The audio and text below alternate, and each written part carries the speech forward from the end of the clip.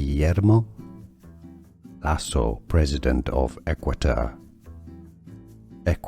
I should say the pronunciation of his name in Spanish, Guillermo, or Guillermo in South America, Lasso.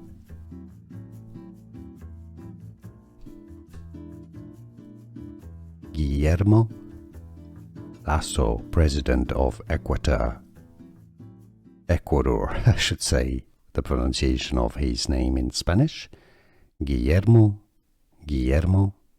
or Guillermo in South America, Lasso. Here are more videos on how to pronounce more confusing words and names too many mispronounced. Like this video if you found it useful. I appreciate your support. I'll see you soon and thanks for watching.